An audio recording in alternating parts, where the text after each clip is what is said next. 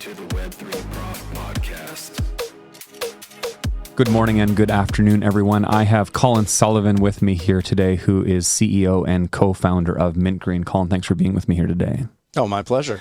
So, Colin, how did you get into crypto or Bitcoin? It was actually an interesting story. I was involved with a company that manufactured custom heat exchangers and pressure vessels for 5 or 6 years.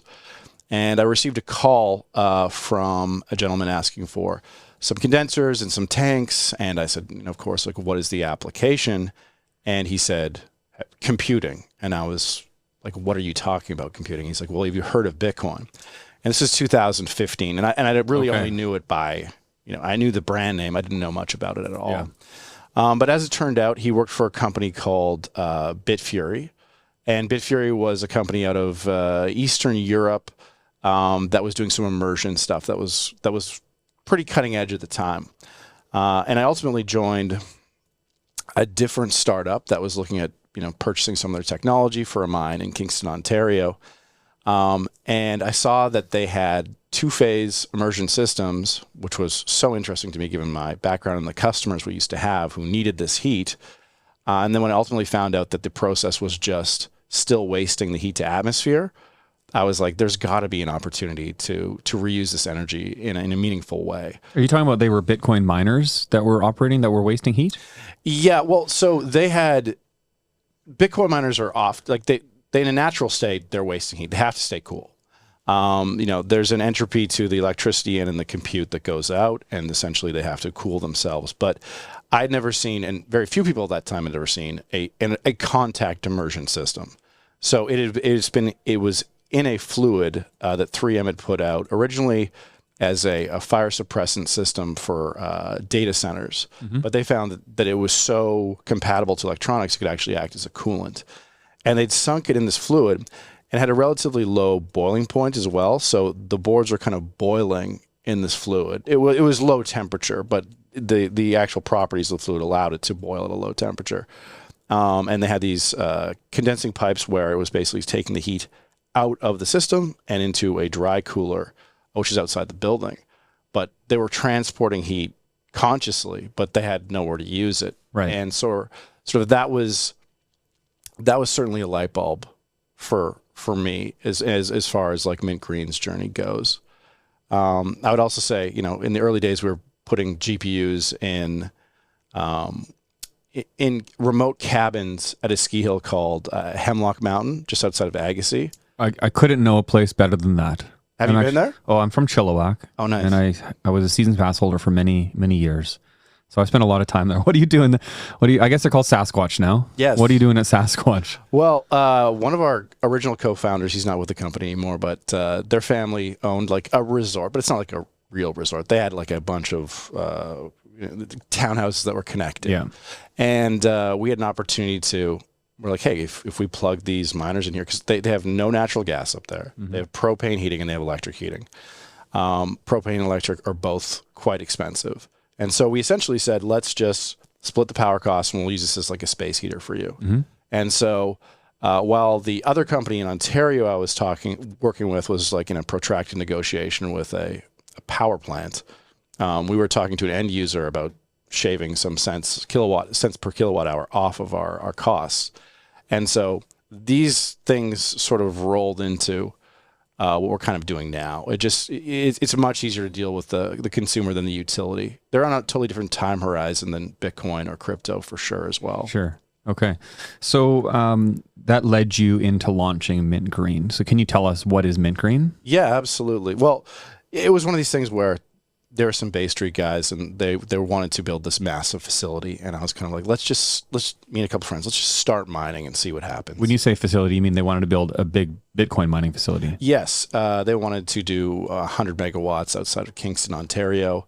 There wasn't a lot of expertise on the team. Like at the time I was considered the expert and I'd, run some GPUs at the time. So it was one of these things like where there wasn't a lot of expertise in the country really at the time anyways. But I said with a few friends, hey, let's just start mining. Let's see how that goes. We got a single miner. It was heating my condo in South Granville for a while. And then we moved into, as we said, we're talking about those caddy heaters that we're having in Hemlock Mountain. But over time, we saw opportunities to do some testing in immersion fluid. We've had long relationship with Lonsdale Energy Corps in North Vancouver, who is a district energy company, and we canvassed the entire industry and said, hey, like, what would you need to make energy from compute useful to you guys, heat from compute? And the biggest challenge was the temperature threshold. So the going at the time, we're talking 35, 40 degrees C was pretty understood to be the maximum temperature you get from something like that. And they basically said, hey, we need something in the mid 70s degrees C. Why do they need something so hot? It's, if you have district energy, it comes in sort of two types. There's sort of a steam type, which is kind of what's happening in Vancouver, and more modern types, which are hot water, which are a little bit more efficient. And so there's a trend to go towards lower and lower temperatures. However, if you were a district energy line that was constructed, say, 2000 to 2010, you're probably looking at, you want to have your supply temperatures above an antimicrobial temperature. So you want to have them like maybe 67, 68 degrees C on the supply side. And obviously cooler once it's basically expended its energy.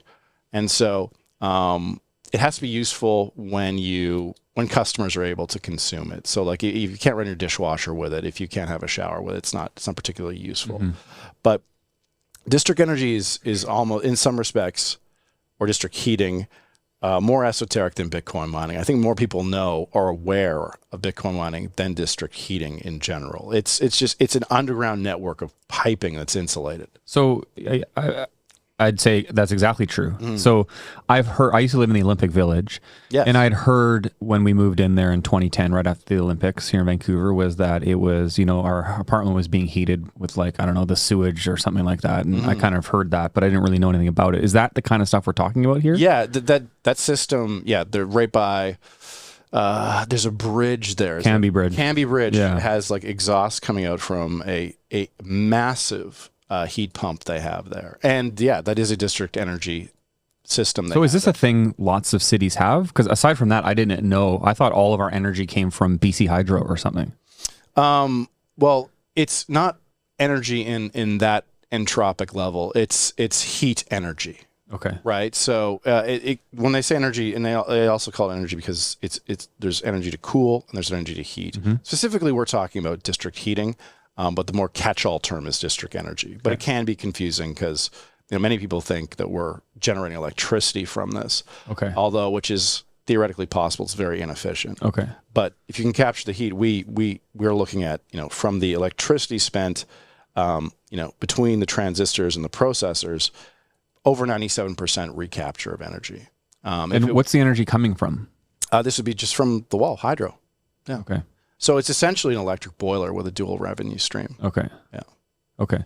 So this allowed you to birth. Did this partnership with Lonsdale then allow you to birth Mint Green, or was that a key factor in your growth? Well, I would say they offered tremendous guidance to us. Being close with a group that has a specific need and has a district energy line that's, I would say, very, very typical of hot water systems. Allowed us to address specific pain points that are broadly applicable to the industry. I mean, we also have one of our advisors, Kieran McConnell, who is the VP of Engineering and Projects for Creative Energy, which is the company downtown in Vancouver, and probably the largest district energy company in Western Canada. Very, very important in terms of like product fit and like how is this going to tie in the line, what kind of scale makes sense, et cetera, et cetera. So we've had a lot of good minds in the industry, locally for sure. And Vancouver punches a little bit above its weight as far as DE too. I mean, like there's been a lot of programs to encourage the growth of it. There's some at UBC. I believe there's some at SFU as well. North Van, Surrey, parts of Vancouver for sure. So it's growing. The climograph is accurate for it too. Like you don't want to have it too hot, although we are looking at some interesting places in the States where the base load's much smaller. So we're dealing with a company presently that is looking at one deployment in Los Angeles, which is really exciting because you can't really mine off Los Angeles energy prices at all. But if you are selling the heat in the way that this agreement looks like it's coming together, it actually cuts a lot of their costs and allows them to decarbonize, which there's massive incentives for in California. Right. So I feel as though if we can mine there, we can mine virtually anywhere, which is really exciting. Wow. So, what are some kind of real world applications that you're currently working in, aside from district energy, that would be interesting for regular people to understand? Yeah, well, we've done some commercial products which are really fun. So our first product in field was a unit called Tumbler, which is sort of double entendre on the rotating tank drum on the center of it, and then also a whiskey tumbler, because it's for a company called Shelter Point Distillery up in Campbell River. They do very nice Scotch style whiskey out there, but their process requires a lot of heat, and so we created a versatile unit that is both able to provide air heating for their barrel aging process, but also fluid to fluid transfer for higher temperature applications as well. So mash, etc. What's mash? It's basically when they're heating grain and rye to sort of build the alcohol base. Yeah. So they need to apply some heat to that process as well. Let me explain back to you what I think I understand you're saying. Okay. And tell me if I'm right. So this distillery was paying a lot of money for energy to heat or to go through the process of distilling alcohol. You guys created some type of product that mines Bitcoin, and that extra heat that the Bitcoin miners create, you have a way to capture that and use that heat for free or no additional cost than the electricity used to mine the Bitcoin to use that in the process of distilling the alcohol. Yeah, it decarbonizes our process, because obviously it's electric based heat rather than natural gas, which is better. Exactly. Yes. And it also reduces the cost of the electricity to do the same job. And when you say it reduces the cost, does it reduce the cost because they're earning Bitcoin? So that's actually how the cost reduced, or is the machine actually more efficient? It reduces the cost because there is it's a net cost difference. So it's because of the Bitcoin revenue stream that it changes that. But often we capitalize these machines ourselves. So understanding the Bitcoin mining market is sometimes more complex. This is not their core business, right? So they're interested in getting low carbon heating at a good price. Yeah. And so we just basically sell it via offtake, just the heat, and retain ownership of the units themselves. Oh, okay, interesting. Yeah. So you're just selling cheap heat to them, and you're actually keeping the Bitcoin. Generally, yes. Okay, interesting. Yeah. So you capitalize, you pay for the actual installation and the product development and the actual product itself. You guys finance that yourselves and get paid in Bitcoin. Yes. Are there instances where you guys are actually selling these pieces of equipment to organizations that are interested in actually mining Bitcoin and want to keep the Bitcoin? It's coming up more and more. So the discussion we're having with the group out of LA is along those lines, whereby the energy price for us isn't super attractive, but there is a way, if you're immersed in that environment, that you can get lots of rebates for green heating, and you can make it work. We're not experts in exactly how their jurisdiction functions in that regard. Yeah.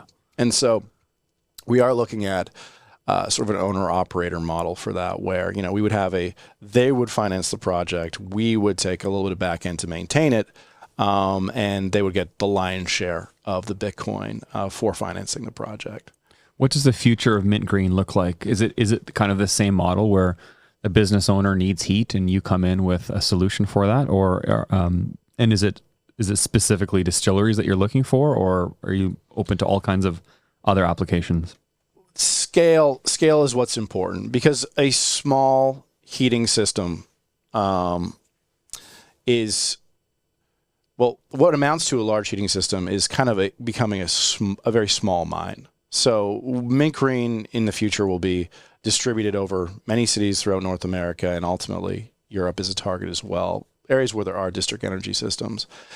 And essentially, like Bitcoin miners are the users of energy of last resort. Like that's what makes sense. And I think a lot of these very large scale mines are not going to be competitive following probably the next halving. And so there needs to be something clever that you're doing, either as far as vertical integration, like you own power plants, you have a trapped energy situation, flare gas is an example of that, or you're doing something clever with heat where you can partner with a group that needs it. And so for us, it's 400 kilowatts here, 2 megawatts there, rinse, repeat, city to city to city. Is there an application or a future where you see, like, when cities build rec centers, that they're using miners to heat their pools, and regular consumers using miners to heat their houses or heat their hot tubs or other applications? Is this going to get into our lives? I mean, I can't see why it would not. I mean, it makes tremendous sense. Mm-hmm. Particularly when you're, in a place that has a reasonable energy cost, but then you can also think of it as like, if you're in a place with not a reasonable energy cost, does your baseboard heater ever ROI? Right. I mean, you're warm. That's all you care about. Right. And so in this case, even if it's not profitable, you're still saving money by running these things. So, I mean, I think that we're having a lot of more creative discussion all the time. I recently talked to a group that had a large mushroom farm, drying farm. They were using upwards of $75,000 of natural gas per month. And, more discussion needs to be had, but that's the potential for converting 30% of that, a base load amount, to a greener source, and them saving a tremendous amount of money that they can't avoid spending. They got to dry these mushrooms. They got to have the actual farm warm enough for them to grow. Right. So. I mean, or chicken barns need to be heated in the winter. Greenhouses need to be heated in the winter. Mm-hmm. So what happens when the situation where you have the seasonal aspect of that? Mm-hmm. Okay. So we need heat in the winter. But then what happens when, like, for example, Hemlock Valley Ski Resort doesn't need heat in the summer? Mm. No one's staying there. Or the greenhouse can use the sunshine to heat their greenhouse in that time. Do you just turn the miners off and be like, well, this is just a seasonal operation?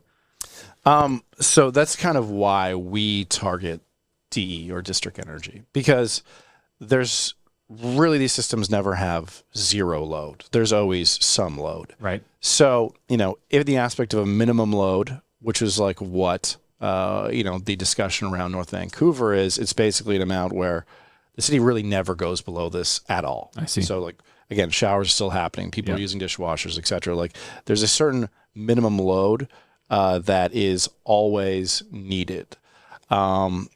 We could be mathematically a little more aggressive on that for future deployments, whereby we're doing base load, which would mean that we'd only have to curtail maybe 20% of the time, or at least partially curtail 20% of the time. We could add quite a bit more scale.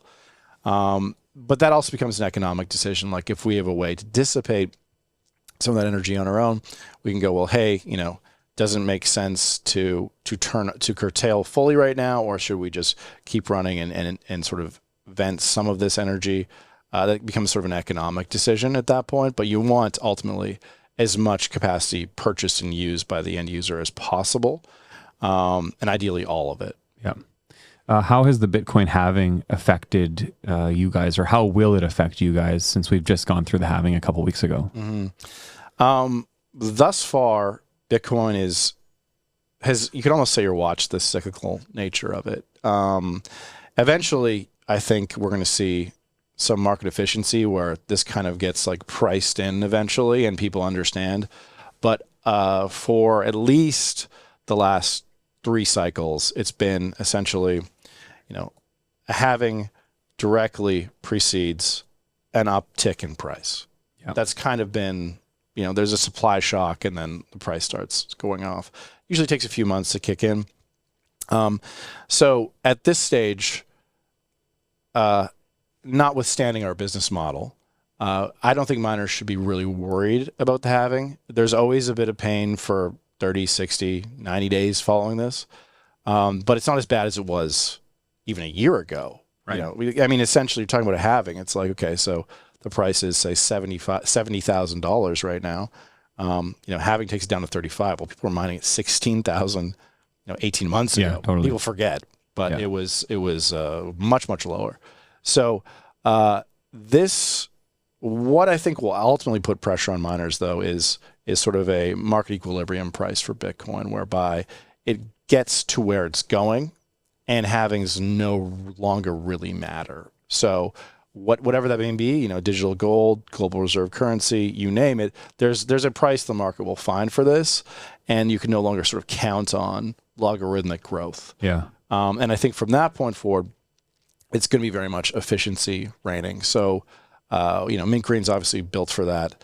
And you see larger companies sniffing around different ideas on how they can creatively extend their business model. Because again, it's like if you are just ponying up to a large power plant, it's going to be expensive over time. There's just more and more demands for energy. It's not the most clever of games. And what we'll see over the next year, I expect, again, it's just scale, and then they'll get squeezed. It's kind of a rinse-repeat process that we've seen so far. You had mentioned that you think these big mining facilities in the next halving are going to face some kind of pain or some challenges, but presumably the price of Bitcoin will be, I don't know, a few $100,000, a couple $100,000. Does that not then put them in a situation where they are profitable? Oh, that's, as long as we're mining for future value. Okay. I think big mines are going to be okay. Yeah. But that does come to a head. Sure. No matter how ambitious you are, if you say Bitcoin's going to be the global reserve currency, what's that worth? I don't know, $100 trillion? It can't go to a quadrillion dollars. Yeah. The term dollar starts to break down at that point, sure. Obviously, in that scenario. Yeah. But I don't know how deep we want to get into that. Do you think that's going to happen? I think the writing's on the wall. Will you be alive to see it? I didn't think so, but now I think so. Oh, interesting. Yeah. So what shifted your thought on that? The aggressive QE we had in the pandemic era really accelerated, I think, Bitcoin by 20, 30 years, I think. Interesting. The QE during the pandemic era, but we're still experiencing like fairly significant money printing and, inflation still running out of control and no real mechanism to deal with it that's been proven or that's shown to actually help. And so, to your comment, it's like these negative things that we face globally or federally seem to propel the message of Bitcoin forward faster than maybe any Bitcoin evangelist can do. The biggest enemy to Bitcoin is sound monetary policy. yeah, of course. But that doesn't really exist in this place, right? There was shades of it at times, but no. The purse strings are fully open now. It's something's debt spiral-y looking. I don't know what's it was very interesting, like the latest envoy to China where they wanted China to buy some bonds. China wasn't interested. So they're going to try to squeeze the yuan by keeping up interest rates. We have fiat currency fighting wars for us now. Money isn't supposed to be a combatant. Right. It takes a lot of damage doing that. Yeah. I think it was a strange but an unsurprising decision the way Russia was sanctioned, different than most countries in terms of like, we will deny you access to the monetary system, because then it suddenly becomes, well, as long as you're in our good graces, our money has value. Right. And if it's not a neutral medium of exchange, you're sort of choking out the golden goose in some respects. Right. Yeah. It certainly isn't a neutral medium of exchange. I don't think, and these are great examples of why that is the case. What do you think happens with the relationship of Bitcoin mining and environmentalism. And the perspective, especially 3 or 4 years ago when this was in the news a lot, is that Bitcoin miners use as much energy as the country of Sweden or whatever the narrative is, and I'm sure it'll come back again. How is that going to impact growth from your companies who are, I think your message is, sure, we use a lot of energy, but there's a lot of really good spin-off opportunities in which help the environment from Bitcoin mining. In our case, the energy is getting used anyways. So, whether you're burning natural gas or you're, and contributing to, say, climate change and CO2 in the atmosphere, or you are, involved in electric heating where their costs can be prohibitive, this is taking 2 jobs and putting them into one. So maybe the mine exists somewhere, and maybe you're heating your whiskey aging facility. Now it's one item. In BC, for every megawatt of mint green deployed digital boilers, we are preventing 2,000 tons of CO2 from entering the atmosphere each year over natural gas. Oh, wow. So as a product of the grid being quite clean, that makes it a very obvious choice from an environmental perspective. And then again, a non-government subsidized way to incentivize that kind of transition. Someone might be like, oh, well, they could use a heat pump, and to varying degrees you can, but you need to be pumping something for that heat. And heat pumps break down usually like when you're talking about higher temperatures. So like a hot water DE line is not going to be able to use an air source heat pump. It's going to need to have something like you have, you're talking about in Olympic Village, where it's submerged in a sewage. They can't have that sewage because they're actually dumping cool in there. So they can't have the sewer freeze. So there's only so much energy they can scrape off of that effluent. And so there's limitations to that technology where it's very, very simple for us to hit industry temperatures by simply just putting it in there in lieu of an electric boiler. How much does one of these mint green contraptions cost? Is that information you can share? I don't think so, because they're not really for sale in a regular way. Right. So, it would be a case of, when we're dealing with a group that would want to, quote unquote, buy it, they're more financing the development of it, and we're not really taking a profit off of that. Yeah. So we're sort of talking about costs rather than that.